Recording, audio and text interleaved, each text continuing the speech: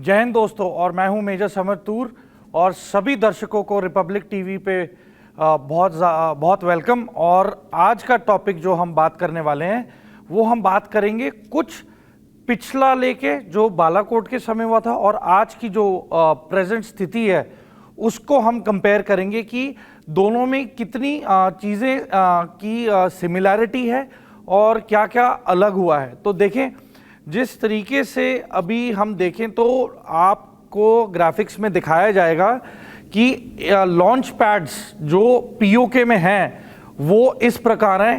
पहली जगह जो आपको दिखेगी वो है अथमुकाम, उसके बाद आप जाएंगे तो आप देखेंगे केरन, फिर एक और तीसरी जगह का नाम है दुधनियल, और फिर चौथी जगह है शारदा, और उसके बाद है केल और मच्छल।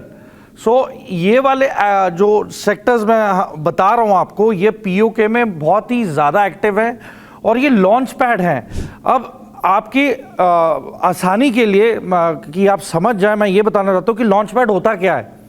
तो लॉन्च पैड वो जगहें होती हैं जो कि एक तो छुपाव में होती हैं दुश्मन की निगाह से, और छुपाव में होने के बावजूद जहाँ वहाँ पे ठीक ठाक नफरी दुश्मन की इकट्ठी हो सकती है बिना डिटेक्ट हुए।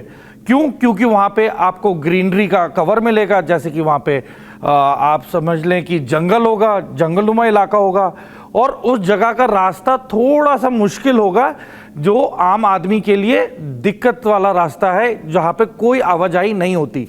तो यहाँ पे ज़्यादातर आपको कौन मिलेगा पीओके में? यहाँ पे पाकिस्तान की जो लोकल्स हैं, जिन जिन की ज़मीनें हैं, कुछ खेती है, ये कुछ गांववासी यहाँ पे बसते हैं और यहाँ पे कुछ झरने होते हैं। तो एक निशानी तो ये होती है कि लॉन्च पैड के आसपास आप देखेंगे तो हमेशा झरने होंगे, क्योंकि पानी की बहुत ज़्यादा रिक्वायरमेंट होती है।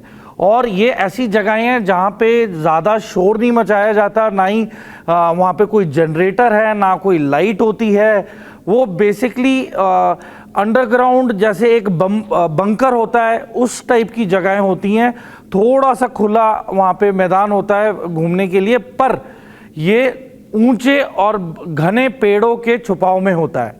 तो देखें, इनको डिटेक्ट करने के लिए आसमान से भी काफ़ी चीज़ों का, उपकरणों का इस्तेमाल होता है, जैसे कि आज की तारीख में ड्रोन हो गया है, यूएवी हो गए हैं और सैटेलाइट्स भी हो गई हैं। तो देखें, अब काफ़ी आसान हो गए, जिसकी वजह से मैंने आपको इन जगहों का नाम बताया।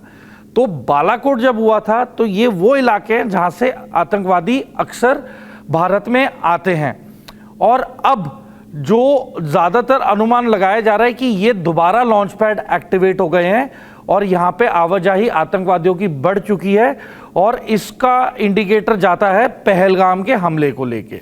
पर देखिए, हम इन दोनों को इसलिए नहीं कनेक्ट कर पा रहे हैं क्योंकि ये अनुमान लगाया जा रहा है कि जो पहलगाम के जिन्होंने वारदात को अंजाम, या जो आतंकवादी थे, वो एक स्लीपर सेल के साथ काफ़ी देर से मतलब ठहरे हुए थे। एक तो ये थ्योरी है। दूसरी थ्योरी ये भी कही जाती है कि इनमें से शायद 2 मिलिटेंट थे जिन्होंने 2 फॉरेन टेररिस्ट या फिर जो पाकिस्तान से आए हुए आतंकवादियों की मदद की।